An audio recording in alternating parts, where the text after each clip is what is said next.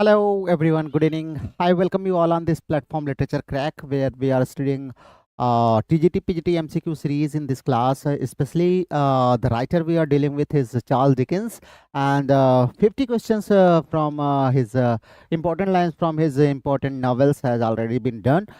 So now we are up from 51 to 100 questions. तो आइए इसको हम लोग सॉल्व करेंगे, देखते हैं कौन कौन सी इंपॉर्टेंट लाइंस हैं जो आपको यहाँ पर देखनी है और आपको याद रखनी है। तो चलिए लेट्स स्टार्ट द सेशन। हम लोग सेशन की शुरुआत करते हैं। Before we start the session we have a few students से, हमारे कुछ बच्चे यहाँ पर ऑलरेडी आ चुके हैं। तो Neelam is there, good evening. Neelam is there, Priya is there, good evening. Archana is also there, good evening Archana. Okay, I welcome you all, सभी का स्वागत है। Shweta is also here, Rohit is also here. तो चलिए, good evening everyone. Neelam good evening. चलिए, स्वागत है। आप सभी लोग जो है जो क्लासेस आपकी जैसे लेक्चर की मैंने सेट करी है, प्राइवेट क्लासेस के थ्रू नहीं हो पा रही थी तो उसको मेंबरशिप में ऐड किया है। 119 रुपये का मात्र मेंबरशिप है, आप उसको सब लोग ज्वाइन कर लीजिएगा। चलिए, क्वेश्चन इज, पहला क्वेश्चन जो हमारा है कि बार्किस इज विलिंग, इसका क्या अर्थ है? What is the meaning of this?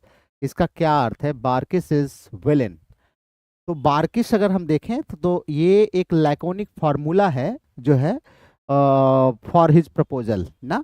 Laconic formula is his proposal. उसका एक प्रपोजल जो है, एक फार्मूला है वो डिकिंस का सबसे कह सकते हैं कि मोस्ट मेमोरेबल कॉमिक लाइंस में से ये आती है कि बार्किस इज विलिंग, मतलब Barkis is willing to marry, Barkis consents to marry Peggotty ना। बार्किस इज विलिंग मतलब Barkis is willing to marry Peggotty, इसका अर्थ ये हुआ। तो Barkis consents to marry Peggotty, Barkis जो है वो कहता है कि मैं पिगॉटी से शादी कर लूंगा, वो अपना कंसेंट देता है। Next one, whether I shall turn out to be the hero of my own life, बहुत ही इंपॉर्टेंट लाइन है। कहता है कि क्या मुझे जो है अपने लाइफ का हीरो खुद ही बनना है। Whether I shall turn out to be the hero of my own life, क्या मैं अपनी लाइफ का हीरो खुद बनूंगा। ये लाइन ओपन्स करती है कौन से नॉवेल को, बहुत ही इंपॉर्टेंट है, ध्यान रखिएगा। तो this is the autobiographical novel David Copperfield. David Copperfield जो है एक ऑटोबायोग्राफिकल नॉवेल है जिसकी शुरुआत अगर हम देखें तो इसी से होती है, whether I shall turn out to be the hero of my own life. मतलब जो नरेटर है वही क्या है, वही जो है स्टोरी में हीरो है। Narrator is the hero of the story, that is why he says कि क्या मैं अपनी स्टोरी का, अपने जीवन की कहानी का हीरो खुद ही बन जाऊंगा। तो that is retrospective self narration ना। ये जो खास करके बिल्डंग नरेटिव होते हैं ना, बिल्डंगस रोमन जो होते हैं, मतलब जो किसी भी हीरो या प्रोटोगनिस्ट होता है उसके बचपन को से लेकर के उसके मतलब ग्रोथ जो है एडल्टहुड तक की जो स्टोरी पूरी डील करते हैं जो है, वो बिल्डंगस टाइप के नॉवल कहलाते हैं, बिल्डंगस रोमन ना। Novel of growth and development कह सकते हैं ऑफ द मेन कैरेक्टर। तो यहाँ पे डेविड कॉपरफील्ड जो है वो बिल्डंगस की कैटेगरी में आता है, ठीक है। Next one we have umble is a verbal tic of. कह रहे हैं अम्बुल किसका वर्बल टिक है? ध्यान रखिएगा, बहुत इंपॉर्टेंट कैरेक्टर है, बहुत ही इंपॉर्टेंट कैरेक्टर है। Is a verbal tic of. Verbal tic of क्या है? Umble. Yes, it is the verbal tic of Uriah Heep. Uriah Heep जो है कि विलेनस कैरेक्टर है ना, ये बहुत बड़ा मैनिपुलेटर है, विलेनस कैरेक्टर है। ये मैनिपुलेशन और फ्रॉड के लिए जो है कहता है कि मैं ओम्बुल बनता हूँ ना। Umble is a verbal tic of. तो वर्बल टिक किसका है? यूरिया हीप का है। वो मैनिपुलेशन और फ्रॉड के लिए क्या बनता है? वो ह्यूमिलिटी दिखाता है ना, ह्यूमिलिटी दिखाता है। तो हीप का जो नकली ह्यूमिलिटी है that is for trick and fraud, trick and fraud के लिए जो दिखाता है उसी को अम्बुल यहाँ पर किया गया है। Then something will turn up, ये भी काफी इंपॉर्टेंट है। कुछ तो बदलेगा ना, कुछ तो नया होगा। इज एसोसिएटेड विथ, किससे एसोसिएटेड है? डेविड कॉपरफील्ड में अगर हम बात करें तो ये किससे एसोसिएटेड है, तो ये रिफ्रेन है समथिंग विल टर्न अप ना, ये दिखाता है मिस्टर मिकावर के जो है ऑप्टिमिस्टिक क्रेडो को दिखाता है, ऑप्टिमिस्टिक क्रेडो को दिखाता है। कल हमने क्रेडो शब्द एक जगह आपको दिया था, अगर आपको याद हो, कल हम लोग जब जो है इम्प्रेशनिज्म पढ़ रहे थे तो वहाँ पर हमने आपको क्रेडो के बारे में बताया था कि क्रेडो किसका है, जो है एक बहुत ही बड़े एस्थेटिक जो है इंग्लिश राइटर हैं, father of aestheticism in English literature उनको हम कहते हैं, उन्होंने वो टर्म दिया था क्रेडो। चलिए, I am myself alone sharply counters, ये कह रहे हैं कि जब ये कहता है I am myself alone ना, ये किस चीज को शार्पली जो है काउंटर करता है, शार्पली किस चीज को काउंटर करता है।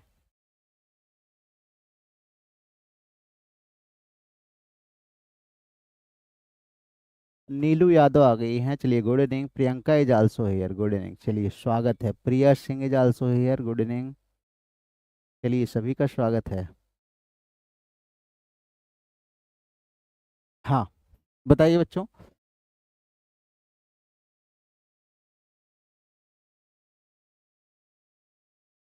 हाँ बिल्कुल, I myself actually sharply counter करता है, ये किसको पता है, यूरिया हीप को।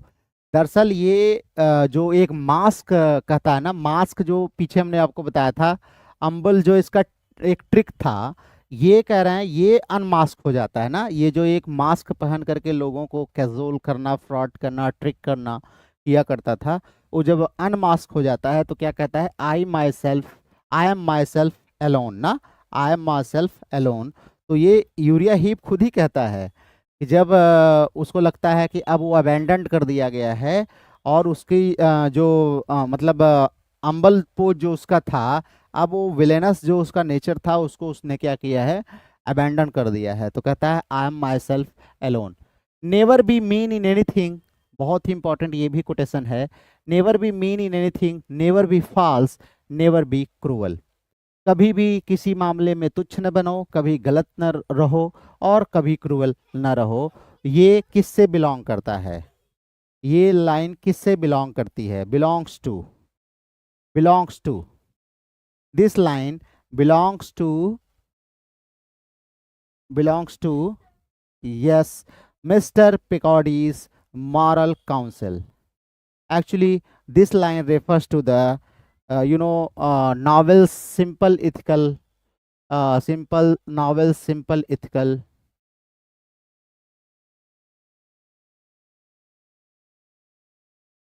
Simple Ethical Bones।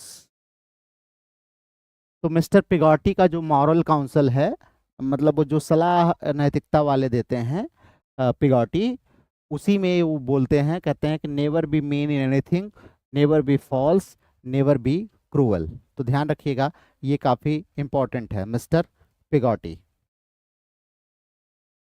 Next we have Traddles with the same head of hair humorously tags, कह रहे हैं जब ये कहता है कि Traddles with the same head of hair humorously tags, तो ये किसको टैग करता है।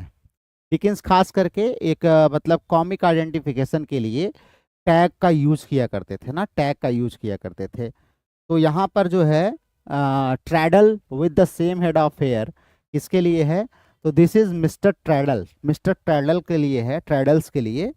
और ये ट्रेडल्स की स्ट्रीट फास्टनेस के लिए है ना, कि जो ट्रेडल्स फैमिली हैं वो क्या है, with the same head of hair, मतलब एक ही बाल वाले हैं, एक ही बाल के सर के बाल हैं, तो मतलब इसका मतलब ये है कि they are resolute, they are steadfast, उनके अंदर स्ट्रीट फास्टनेस है ना।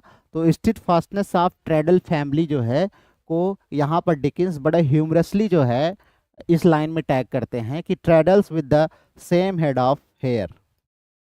तो ये भी ध्यान रखिएगा, ट्रेडल्स भी यहाँ पर आया हुआ है। I am very happy spoken by डोरा ऑफन सिग्नल्स, कह रहे हैं डोरा बोलती है कि मैं बहुत खुश हूं, जो है ये क्या सिग्नल करता है, आई एम वेरी हैप्पी, ये क्या सिग्नल करता है, ये क्या सिग्नल करता है, yes absolutely, this signals irony about fragility, irony about fragility actually जो डोरा का चाइल्ड लाइक ये फ्रेजेस हैं, आई एम वेरी हैप्पी ना, ये कहीं ना कहीं पैथेटिक हो जाते हैं थोड़े से बाद में चल के, खास करके जब हम देखते हैं कि उसका हेल्थ बहुत ज़्यादा डिक्लाइन हो जाता है डोरा का। तो आयरनी अबाउट फ्रेजिलिटी है ना, फ्रेजिलिटी पर एक प्रकार की आयरनी है, आई एम वेरी हैप्पी ना, तो ध्यान रखिएगा, it is irony about fragility. Next one is I write this is third phrase contrast Copperfield's opening by, कह रहे हैं आई राइट दिस, ये जो स्तर का फ्रेज है आई राइट दिस, ये कॉपरफील्ड की ओपनिंग से कंट्रास्ट करता है, ओपनिंग से कंट्रास्ट करता है, कैसे? By what, by what?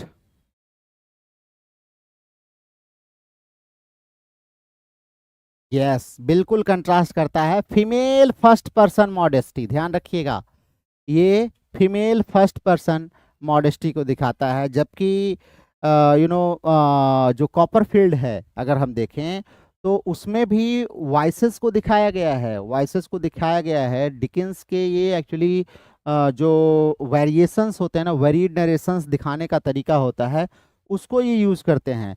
तो कॉपरफील्ड इज कॉन्फिडेंट, जबकि ईस्थर जो है अगर हम देखें तो वो क्या है, ईस्थर इज सेल्फ इफेसिंग है ना, थोड़ा सेल्फ इफेसिंग है, कहता है I write this, I write this, जबकि वो क्या कहती है, वो क्या कहता है कॉपरफील्ड, कॉपरफील्ड कहता है whether I shall be the turn out B the hero of my own life ना।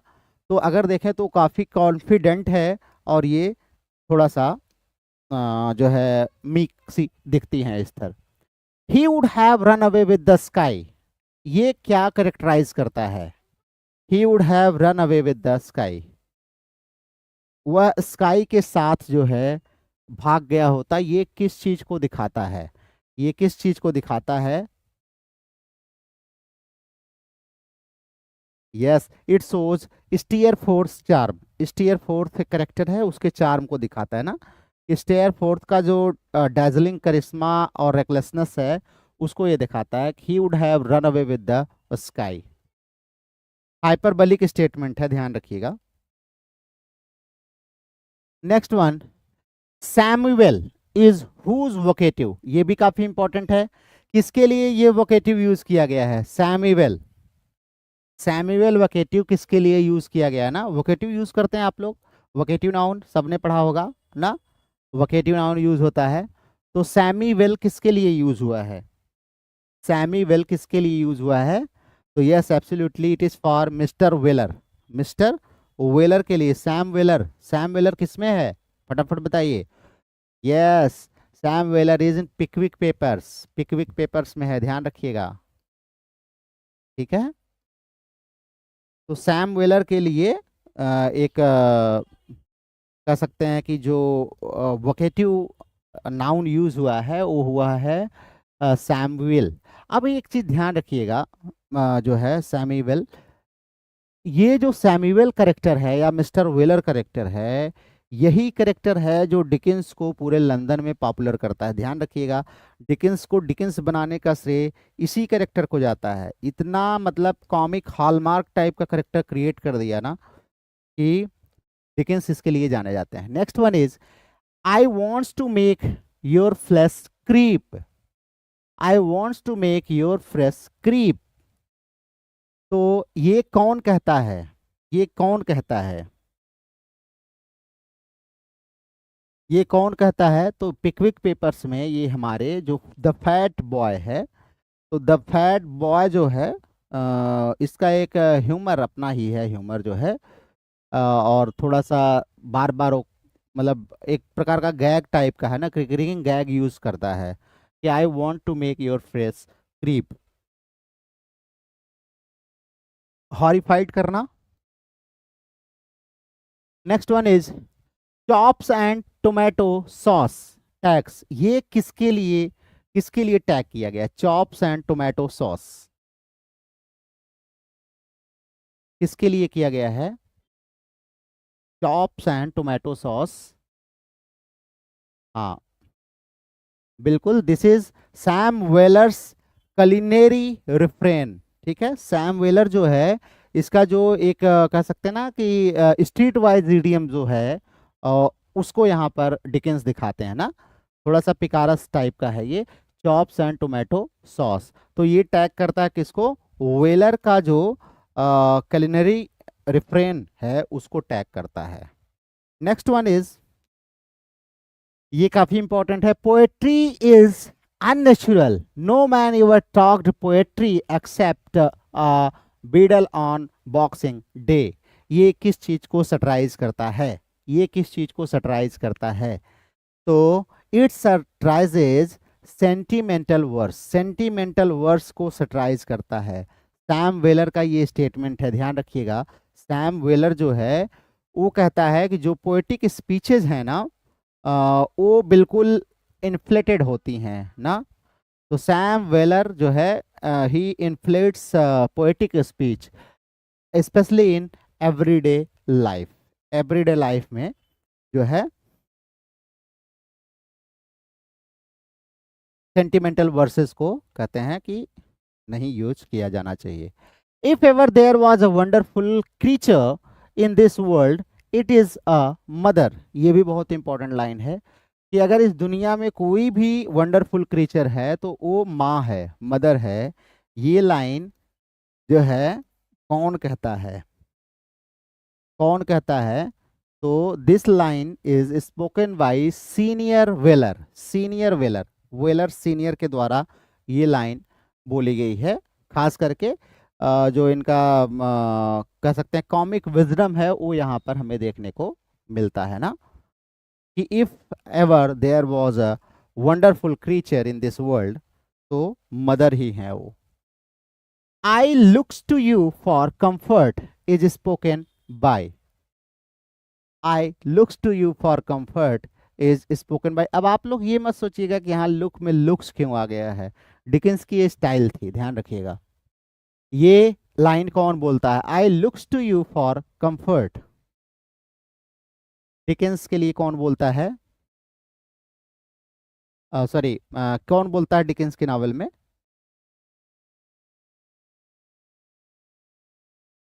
यस बिल्कुल सही है, मिसेस बार्डेल, मिसेस बार्डेल का ये स्टेटमेंट है।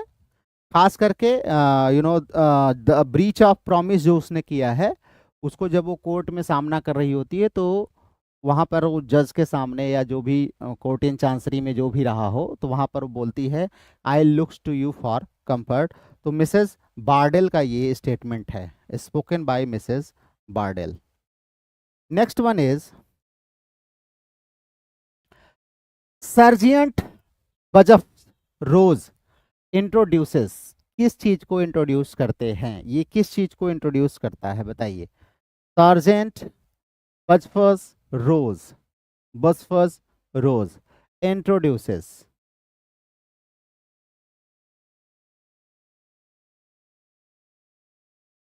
हाँ बार्डेल वर्सेस पिकविक वाले मामले में ये जो होता है ये the great mock for forensic speech, forensic speech के लिए एक प्रकार से कह सकते हैं मॉक, ग्रेट मॉक का यूज करता है ये जो है सर्जेंट बसफस रोज, ठीक है, ठीक है। And introduces the great mock forensic speech, वो आता है और ग्रेट मॉक फॉरेंसिक स्पीच का यूज करता है। तो बसफस कौन है, ओरेटरी का मास्टर है, ओरेटरी को खास करके लीगल ओरेटरी का मास्टर है और पैरोडी करता है ना, लीगल ओरेटरी के का जो ग्रैंडिलोकेंस होता है उसकी पैरोडी यहाँ पर ये करता है। खास करके बार्डेल और पिकविक का जो मामला चल रहा है, मिसेस बार्डेल और पिकविक का, उसी में ये बोलता है जो है करेक्टर जिसका नाम है सर्जेंट बसफस। इसमें तो बहुत करेक्टर हैं, आप सब लोगों को पता होगा।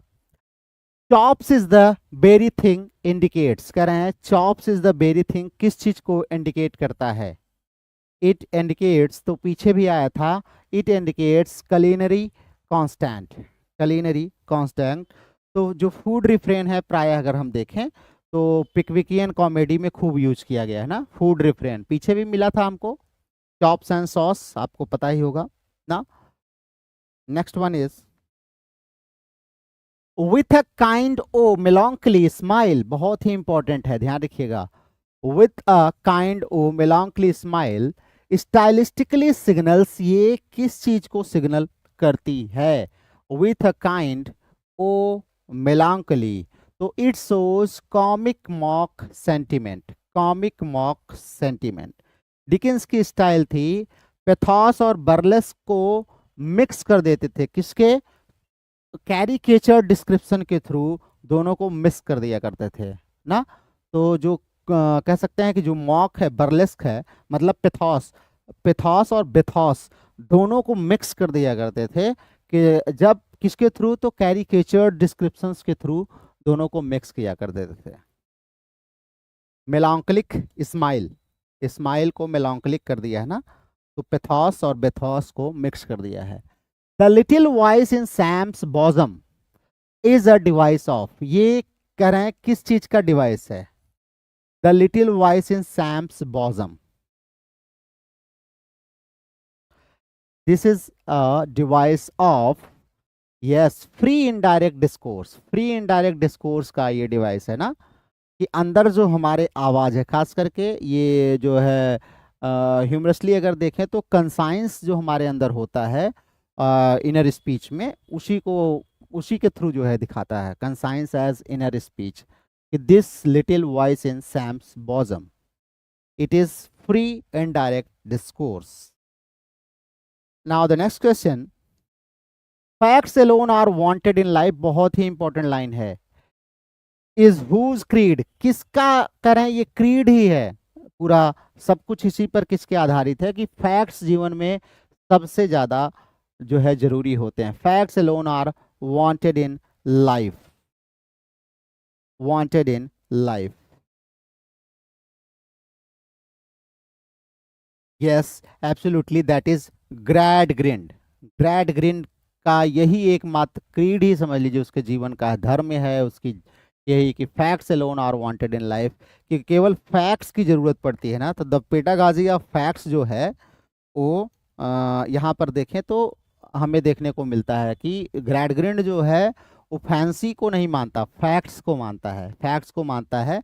और नॉवेल में अगर हम देखें तो कहीं ना कहीं फैक्ट्स और फैंसी का जो कंट्रास्ट एक या अपोजिशन दिखाया गया है वो हमें देखने को मिलता है। Then people mute be amuted is said by, mute mute be amuted is said by,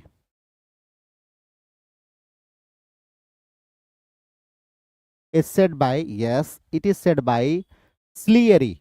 स्लीयरी एक करेक्टर है जो है ये डिफेंड करती है ह्यूमन अम्यूजमेंट को ना, ह्यूमन अम्यूजमेंट को डिफेंड करती है। खास करके जो हमारा यूटिलिटेरियन सोसाइटी है वहाँ पे बहुत ज़्यादा सिवियरिटी हमें देखने को मिलती है अम्यूजमेंट को लेकर के। तो people mute be amuted, Sleary. Next one, now what I want is facts, फिर आ गया अपीयर्स इन, किस में आता है? तो अभी हम लोग पीछे चर्चा कर ही कर रहे थे, हार्ड टाइम्स में जो है ग्रैड ग्रिंड जो है वही इसको बोलते हैं ना। तो क्लासरूम सीन जो है अगर हम स्पेशली देखें तो ये वहां पर बोलता है, now what I want is fact, मुझे जो चाहिए वो केवल फैक्ट है और कुछ नहीं। Next one is there is a wisdom of the head and of the heart, ये लाइन काउंटर करती है किस चीज को? This line counters what?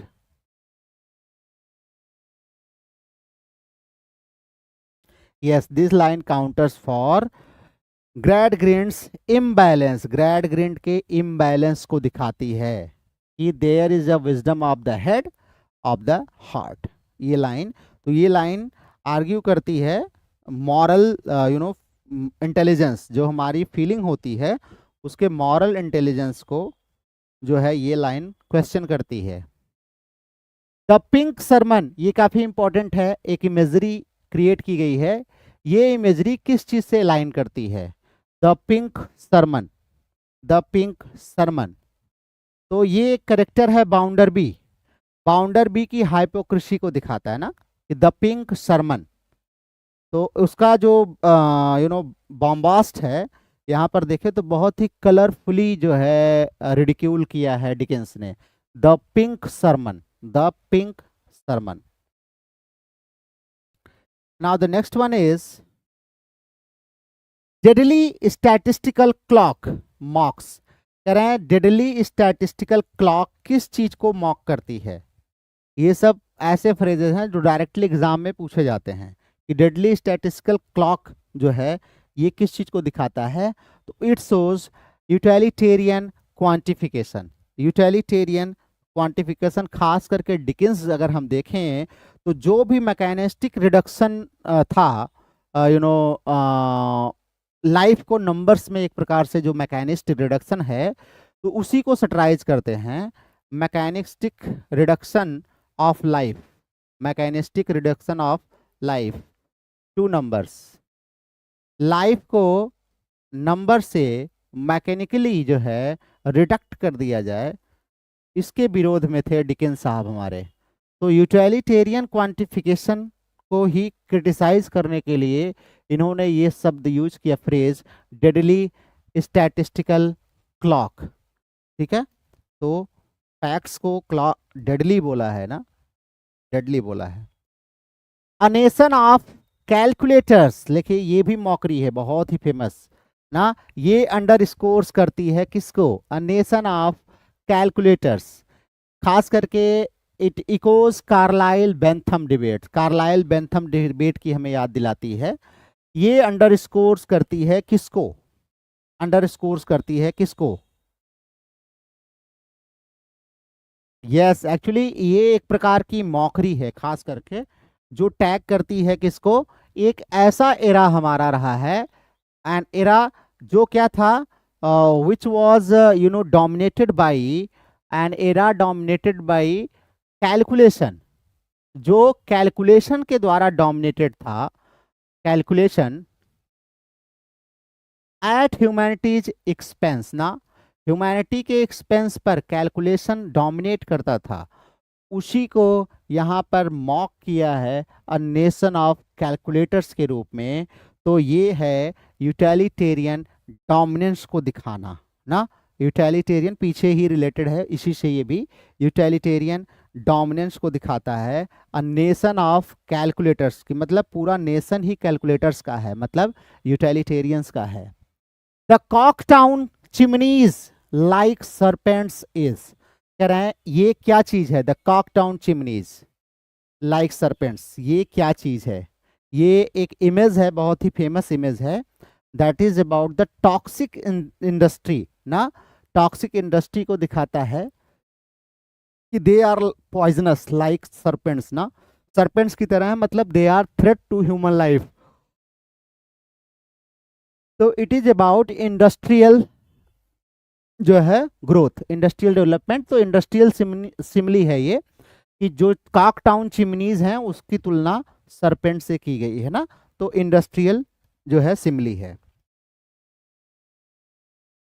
Next one we have the heart has reasons, बहुत ही फेमस लाइन है। In the novel is voiced by, novel में इसको कौन बोलता है, कौन बोलता है, सीसी ज्यूप। सीसी ज्यूप जो है ये कहता है कि द हार्ट हैज रीजन्स ना, खास करके जो यूटिलिटेरियन इथिक्स है उसको एक प्रकार से काउंटर करने की कोशिश करता है ये सीसी ज्यूप जो है ना। तो he articulates the counter utilitarian ethic through feeling, और कहता है कि हमारा जो हृदय है उसमें फीलिंग भी होती है। You know nothing about it. You have always been so careful. Is Louisa's rebuke too. Louisa डांटती है किसी को ये कहते हुए कि you know nothing about it, तुम्हें इसके बारे में कुछ नहीं पता, you have always been so careful ना। तो ये लुइसा किसको रिब्यूक करती है, तो सी रिब्यूक्स हर फादर ग्रैडग्रिंड, अपने पिता ग्रैडग्रिंड, लुइसा के पिता है ना ग्रैडग्रिंड, उनको रिब्यूक करती है लुइसा। खास करके जो कोलैप्स सीन है ना, लुइसा जहाँ पर कोलैप्स्ड होती है वहाँ पर वो अपनी अपब्रिंगिंग पर ही क्वेश्चन मार्क करती है और अपने पिता को कहती है कि आपने स्कूलिंग के दौरान फैक्ट ओनली फार्मूला, यही ग्रेड ग्रिंड है ना जो कहते हैं आई वांट फैक्ट, आपने जो मुझे दिया उसी से मेरी लाइफ क्या हो गई, कोलैप्स कर गई है ना। तो she you know charges or indicts her father, अपने पिता को चार्ज करती है कि upbringing her in a fact only schooling, fact only schooling में उसकी अपब्रिंगिंग केवल उसने करी थी और इसीलिए आज उसके साथ ये चीज़ें हो रही हैं। तो ध्यान रखिएगा, लुइसा जो है ग्रैडगिंट की बिटिया है। How not to do it describes, how not to do it क्या चीज को डिस्क्राइब करता है, how not to do it, it describes the Circumlocution Office. अच्छा ये भी देखिए बड़ा बेहतरीन ऑफिस है ना, सरकम लोकेशन ऑफिस। तो ये ब्यूरोक्रेटिक जो हमारा ऑब्स्ट्रक्शनिज्म है उसको दिखाता है ना, सेटराइज करता है। ब्यूरोक्रेटिक, ब्यूरोक्रेसी का बहुत ही सॉरी ब्यूरोक्रेटिक, BURE, इसकी स्पेलिंग भी याद कर लेना, शायद मैं सही लिख रहा हूँ, देख लेना। ब्यूरोक्रेटिक एग्जाम में हो सकता है आ जाए मिसेस बेल्ट में। तो ब्यूरोक्रेटिक जो ऑब्स्ट्रक्शंस होते हैं ना उसको सटराइज कर रहा है यहाँ पर। डिकिंस जो है उन्होंने एक ऑफिस बनाई है जिसका नाम ही है सरकम लोकेशन ऑफिस। अभी आगे बहुत क्वेश्चंस मिलेंगे इस पे, सरकम लोकेशन ऑफिस पे, ठीक है। तो पीछे भी हमने डिकिंस पे कराया है तो ये आया हुआ है, तो सरकम लोकेशन ऑफिस के लिए ये हमारा फ्रेज आता है। Next one is prison within prison thematizes, prison within prison क्या चीज को थेमेटाइज करता है, तो it thematizes domestic constraints and debt ना, डोमेस्टिक कॉन्स्टेंट एंड डेट को दिखाता है, जो हमारे डिकेंस के पिताजी खुद भी थे, आपको पता है। तो नॉवेल यहाँ पर जो है जो खास करके कार्सेरल मेटाफर्स हैं उसका यूज करता है ना, उसका यूज करता है। तो डोमेस्टिक कॉन्स्टेंट्स एंड डेट को प्रिजन विद इन प्रिजन कहा जाता है, मतलब घर में अगर कर्जा हो बहुत ज़्यादा और उसके बाद बहुत बंधन हो तो प्रिजन विद इन प्रिजन की तरह है। सैबी gentle tone marks scene with, कह रहे हैं कि सैबी जेंटल टोन जो है ये मार्क्स करती है सीन्स विथ, किसके साथ जो है, तो ये मार्क्स करती है डॉरिट फैमिली का जो प्री विंडफॉल है। तो डॉरिट फैमिली प्री विंडफॉल को जो है अलाइन करती है ये ना। डिकेंस जो है जेंटिल पॉवर्टी प्री इनहेरिटेंस दिखाते हैं कहाँ, डॉरिट फैमिली में। डॉरिट, लिटिल डॉरिट आप लोगों ने पढ़ा होगा, नहीं पढ़ा होगा तो फिर समरी एक बार कुछ इनके इंपॉर्टेंट नॉवेल्स की कोशिश करेंगे कि एक दो वीडियो में आपको इंपॉर्टेंट नॉवेल्स की एकदम ब्रीफ समरी आपको बता देंगे।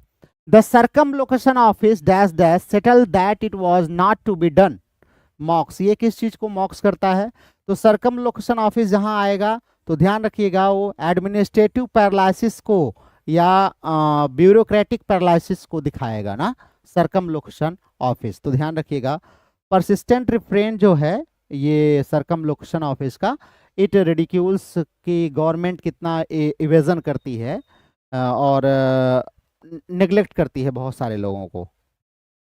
The prison of the mind is worse, ये लाइंस देखिए कितनी मतलब हमें मिल्टन की याद दिलाती है। The prison of the mind is worse ना, ये supports reading the book as, ये बुक को कैसे पढ़ने के लिए प्रेरित करती है, तो इट साइकोलॉजिकल एलेगरी के तौर पर ना। डिकेंस जो है कहीं इम्प्रिजनमेंट को किस लेवल पर ले जाते हैं, इंटीरियर स्टेट पर, मतलब साइकोलॉजिकल एलेगरी के तौर पर प्रेजेंट करते हैं प्रिजन को। The prison of the mind is worse ना, मतलब ऐसे जो फिजिकल प्रिजन है वो तो ठीक ठाक चल जाएगा, लेकिन जो प्रिजन ऑफ माइंड है वो बड़ा खतरनाक होता है ना, सबसे गंदा वही है कि अगर हम मन से किसी के गुलाम हो जाएं, कैद हो जाएं। Nobody is responsible motive conveys, कह रहे हैं कोई भी रिस्पॉन्सिबल नहीं है, ये मोटिव किस चीज को दिखाती है, किस चीज को दिखाती है, तो इट शोज डिफ्यूज्ड इररिस्पॉन्सिबिलिटी, डिफ्यूज्ड इररिस्पॉन्सिबिलिटी। खास करके जो सरकम लोकेशन ऑफिस है उसमें जितने भी वर्क काम करने वाले लोग हैं, ब्यूरोक्रेट्स हैं, वो नो बडी रिस्पॉन्सिबल, कोई भी रिस्पॉन्सिबल नहीं है। तो ये क्या दिखाता है? डिफ्यूज इररिस्पॉन्सिबिलिटी को दिखाता है ना, मतलब इंडिविजुअल अकाउंटेबिलिटी कोई लेने को तैयार नहीं है ना। कोई भी ब्यूरोक्रेट कभी कहता है कि मेरी गलती है? नहीं, वो कहेगा फला नहीं हो पाया तो मैं क्या कर सकता था, फला नहीं हो पाया तो उस टेबल से नहीं आया तो मैं क्या कर सकता था।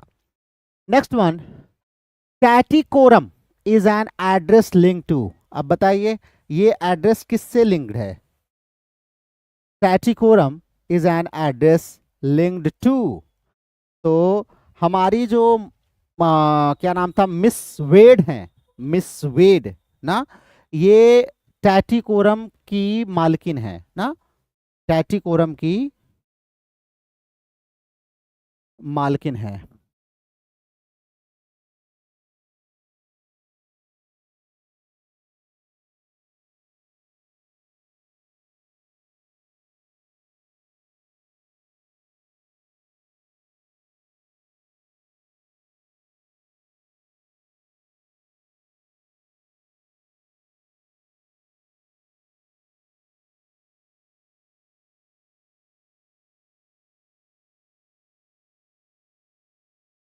तो मिस वेड जो है उनका जो कंट्रोल ऑफ टैटिकोरम है, ये दिखाता है कि पावर को दिखाता है ना, पावर को शो करता है। तो मिस वेड, मैथ्यू वेड जो है ऑस्ट्रेलिया क्रिकेट टीम में एक जो है विकेट कीपर बैट्समैन था, तो उसी से याद कर लीजिएगा। माइंड योर बुक, ये रिप्रिमैंड करता है किसको? रिप्रिमैंड करता है किसको? Mind your book. तो this is Tite Barnacle, Tite Barnacle. तो जो बार्नेकल्स के ऑफिशियस टोन है ना, वो यहां पर हमें देखने को मिलता है ना, ऑब्स्ट्रक्शन को दिखाता है। माइंड योर बुक, ये रेप्रिमेंड्स करता है टाइट बार्नेकल को। Who is to help it, कौन मदद करेगा? रेशनल टाइपिफाइज, ये जो रेशनल है ये क्या चीज को टाइपिफाई करता है? Who is to help it, कौन मदद करेगा? तो ये एक्चुअली बार्नेकल का एक्सक्यूज है कि तुम्हारी मदद कौन करेगा ना। तो बार्नेकल एक्सक्यूजेस, बार्नेकल हमेशा एक्सक्यूज करता है कि मैं नहीं करूंगा तो कौन करेगा। And this is how he shrugs off from all the reform, all the works, सभी वर्क से श्रग ऑफ कर लेता है जो है, यही उसका तरीका है। If I won't, who is to help it? Foreigners do these things, sneer satirizes, कह रहे हैं इसमें जो है किसको सैटराइज किया गया है, ये किस चीज को सैटराइज करता है? तो फॉरेनर्स डू दीज थिंग्स, ये सैटराइज करता है ब्यूरोक्रेटिक प्रेजुडिस अगेंस्ट इनोवेशन, कि नई चीजों को लेकर के जो ब्यूरोक्रेटिक लोग प्रेजुडिस होते हैं उसको सैटराइज करता है ना। फॉरेनर्स डू दीज थिंग्स मतलब नए लोग जो होते हैं वो ये काम करते हैं। फॉरेनर्स मतलब यहाँ पर विदेशी नहीं होगा, नए लोग मतलब नया इनोवेशन करने वाले।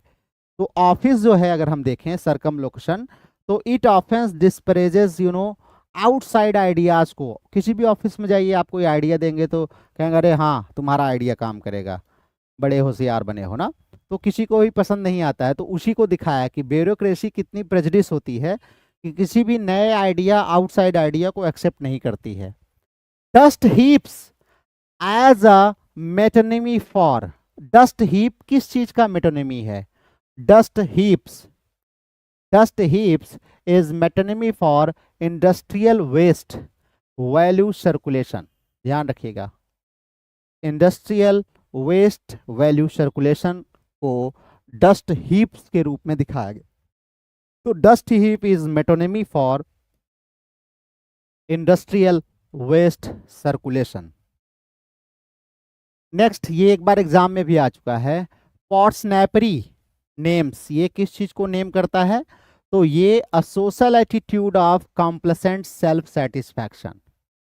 कह रहे हैं एक सोशल एटीट्यूड होता है कि लोग कॉम्प्लेसेंट और खुद में ही सेल्फ सेटिस्फाई होते हैं। तो डिकिंस ने इस टर्म को क्वाइन किया है, ध्यान रखिएगा। पॉट्स नैपरी, पॉट्स स्नैपरी, पॉट्स स्नैपरी, ये कॉइन किया डिकेंस ने। इसका अर्थ होता है कि जब एक जनरल एटीट्यूड, सोशल एटीट्यूड लोगों का बन जाए कि they are you know complacent, self satisfied ना, तो डिकेंस ने कॉइन किया था इसको, खास करके जो हमारे समाज में स्मग रिस्पेक्टेबिलिटी है ना, उसको सटराइज करने के लिए ना। तो ये ध्यान रखिएगा कि हम अपने में ही क्या होते हैं, सेल्फ सेटिस्फाइड होते हैं ना, स्मग्ड होते हैं। while our stand by is associated with, तो दिस इज जो है कैप्टन कटल, कैप्टन कटल का एक क्राई है, खास करके जो डॉम्बी एंड सन है ना, उसका है ये while our stand by।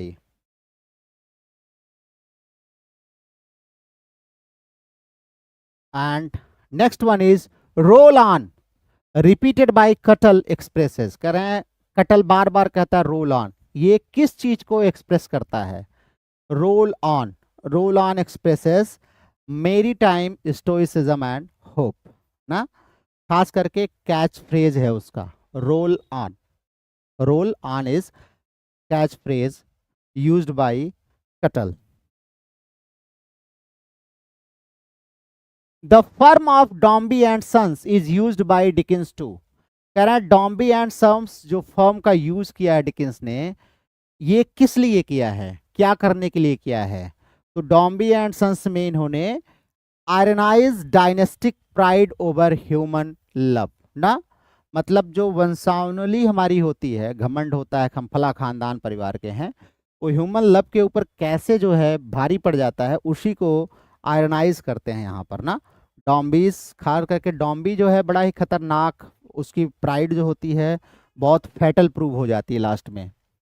The very air of the place seemed to be sodden with the scum of humanity. देखिए स्कम आ गया फिर, कह रहे हैं the very air of the place seem to be sodden with the scum of humanity. ये किस चीज को डिस्क्राइब करता है? तो it describes Tom all alone's, Tom all alone's theme ना, ये फ्रेज है, ध्यान रखिएगा, टॉम ऑल एलोन्स। ये फ्रेज क्या इमोटाइज करता है? ये इमोटाइज करता है अर्बन एब्जेक्शन, अर्बन एब्जेक्शन को ये इपिटोमाइज करता है। ये लाइन कहाँ ली गई है?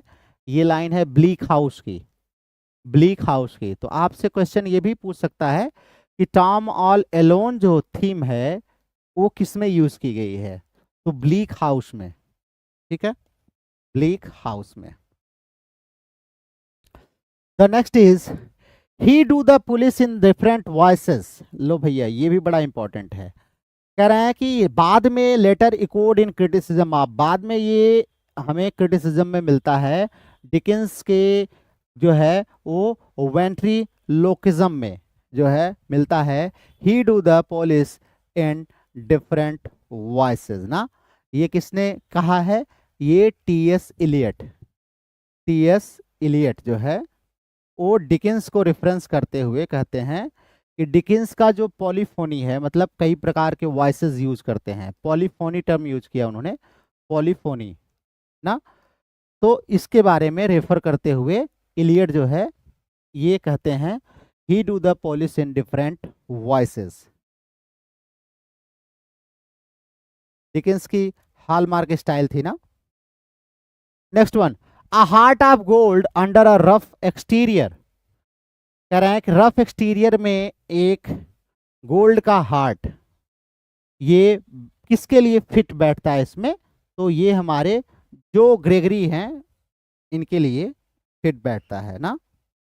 ग्रेट एक्सपेक्टेशन में है जो Gregory. Recall to life functions as, कह रहे हैं ये किस तरीके से फंक्शन करता है? एक चैप्टर ही है ये रिकॉल टू लाइफ, किसमें है? A tale of two cities में। Book first title and motive in a tale of two cities, ठीक है। जो बुक फर्स्ट है उसका टाइटल है और टेल ऑफ टू सिटीज का मोटिव भी है recall to life, recall to life. जो मैनेट है ना, डॉक्टर मैनेट, वो कैसे साइकोलॉजिकल डेथ से बाहर आते हैं उसी को दिखाता है। Then the last question for today, it was the worst of times paired with best of times mainly signals. ये किस चीज को सिग्नल्स करता है? तो वर्स्ट ऑफ टाइम्स सिग्नल करता है ये balanced antithetical thesis about an age of extreme ना, एक ऐसा एज जहां पर हम देखें एक्सट्रीम है ना, वर्स्ट भी एक्सट्रीम पे है तो वेस्ट भी एक्सट्रीम पर है ना, तो it is a anti थेटिकल thesis statement है, ये एंटीथेटिकल है ना। तो ये नरेटिव यूज किया है डिकिंस ने, एंटीथेटिकल नरेटिव। एंटीथेसिस का एग्जांपल भी यहाँ से बहुत कोट किया जाता है, it was the worst of times, it was the best of times. तो दैट्स ऑल फॉर टुडे, आज के लिए इतना ही है। अब इनकी लगभग लगभग जो इम्पोर्टेंट लाइंस हैं वो यहाँ पर कवर कर ली गई। कल हम इनके अलग अलग नॉवेल से आपके लिए क्वेश्चंस लेकर के आएंगे, तो बी प्रिपेयर्ड। कल फिर हम आपसे मिलेंगे यही 4:30 के आसपास, आप लोग रेडी रहा करिए। अभी 8:30 पर हम आपसे आज मिलेंगे एलटी ग्रेड की क्लास में, जहाँ पर आपको ऐसे के बारे में बताएंगे, ऐसे का ओरिजिन क्या है, कैसे डेवलपमेंट हुआ है, उसके बारे में हम लोग चर्चा करेंगे। तो चलिए लेट्स एंड दिस सेशन, इस सेशन को एंड करते हैं। एंड एट 10 o'clock जो है आप क्लास ज्वाइन कर सकते हैं, और उसके लिए आपको क्या करना है, you have to join the membership, क्योंकि प्राइवेटली उसको रन नहीं किया जा सका, तो आप मेंबरशिप वहाँ से जो है करके 119 रुपीज़ का है, आप उसको कर लीजिएगा, आप ज्वाइन कर सकते हैं। तो मिलते हैं आपसे फिर 8:30 पर, तब तक जो है आप लोग अपना शाम की चाय वगैरह लीजिए और पढ़ाई करते रहिए, मस्त रहिए।